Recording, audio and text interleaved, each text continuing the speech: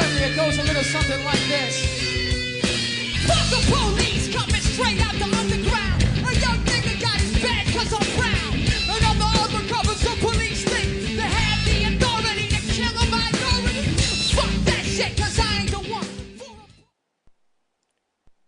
Hey guys, this is Copy, and today what I wanted to show you is Metasploit's Autopwn. And what that is it's an automated exploiter, meaning that it will use Nmap to scan for hosts, and then it will store those hosts in a database, and then it will use those hosts found and match them up against all of Metasploit's exploits in the framework and run them against it. Okay, so today I'm going to show you two ways. The first way being in Backtrack 2 using one database, and the second being in Backtrack 3 using a different database.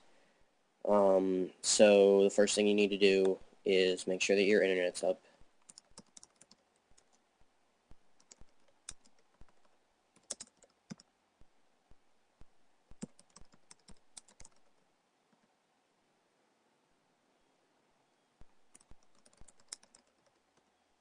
Alright, so our internet's up. Now, the next thing you want to do is update Metasploit's framework. And to do that, what you're going to do is you're going to go to Metasploit Exploitation Framework, Framework version 3, MSF Update. And what that'll do is it will update old exploits, and it will add new ones to the framework.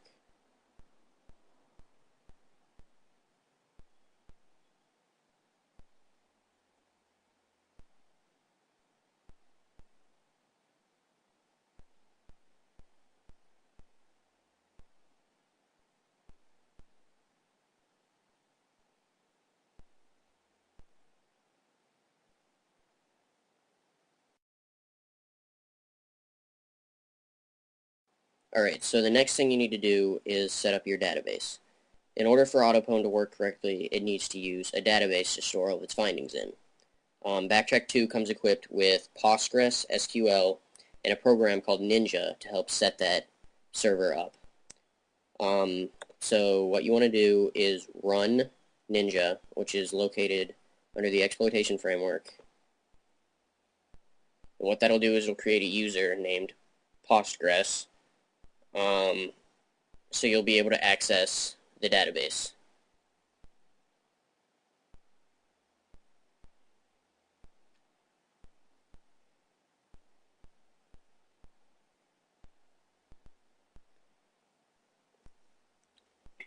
Alright, so now that Metasploit's opened, the next thing we need to do is actually create a database. Now, once we loaded the plugin db Postgres, we were equipped with a bunch of new commands, those being db underscore something. So in order to create a new database, you just type db underscore create. What that'll do is it will create a database. If you want to check to see if the database is up and running, type db underscore hosts, and if it shows up empty, that means everything is created correctly. If you want to destroy a database, type db destroy, and first thing you need to do is spell it right. And then if you want to recreate it, db underscore create.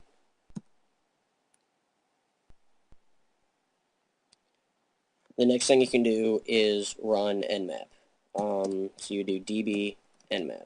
And it runs the same exact way that the normal Nmap would run, except for the fact that you can't use more advanced commands because you're not actually in a root shell. So what I like to do is type V so I get a verbal output, and then just do a standard scan of my network. And while that's running, everything that it finds will be stored in the database that we just created.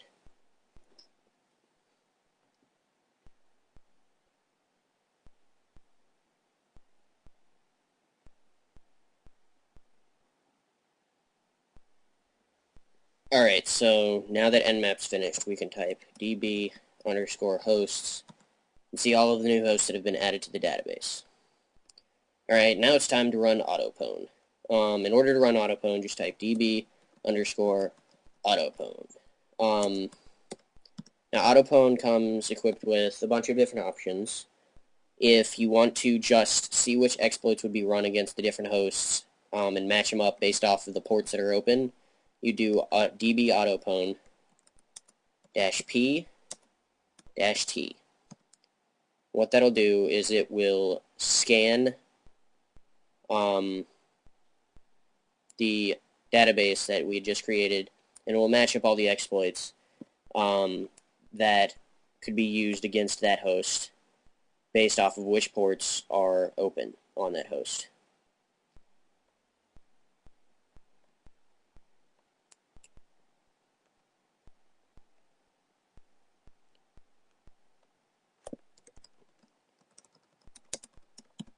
Alright, so if you want to pick a specific host, what you can do is db Autopwn pt capital I, and then put in which host or range of hosts that you would like to use.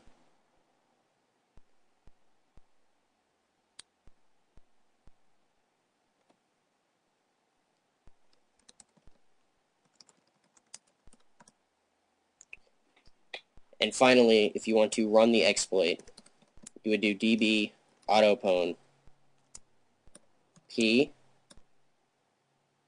t, just to see, so you can match up the exploits, and then you would do e.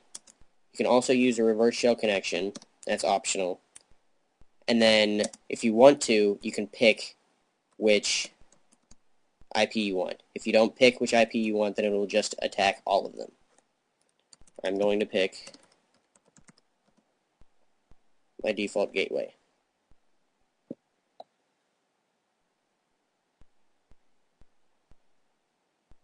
And as you see, it's starting to run the exploits.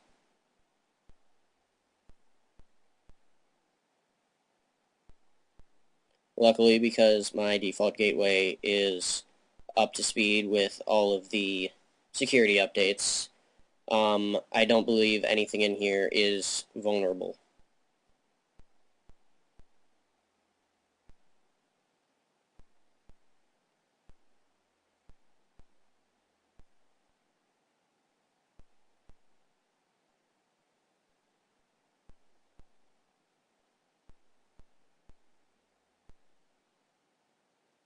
Alright, so the next thing I wanted to show you is how to use Autopwn in Backtrack 3.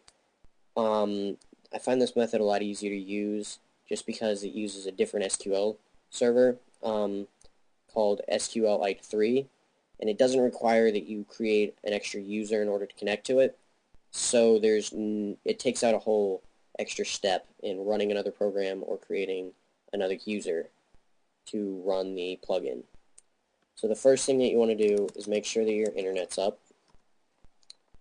And then the next thing you want to do is just make sure that your Metasploit console is up to date.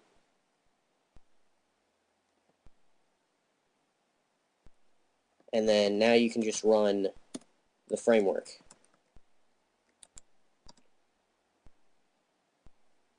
Alright, now we need to load the SQL server. So we're going to type load db underscore SQL ite 3. Alright, so now that it's loaded, we can create our database like we did before, doing db underscore create. And to check to make sure that everything's set up right, we can type db hosts, and if it's empty, then it means that everything was created correctly. Now we can run nmap. Because we're actually in a root shell, we're able to run more advanced commands.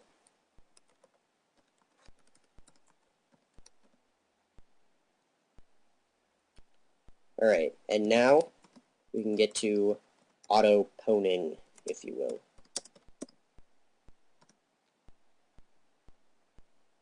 As you can see, we have pretty much the same exploits as we did in the previous version, but we're just using a different database.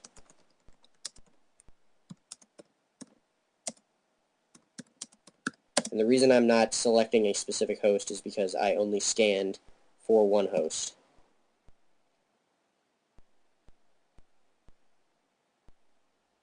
Alright, there you go. It's running the exploits. Alright, so that's pretty much it. Make sure that you know what you're getting into when you do this, because you could really mess up somebody's network or even your own if you're testing it on yourself. So take it easy and be careful. Thanks.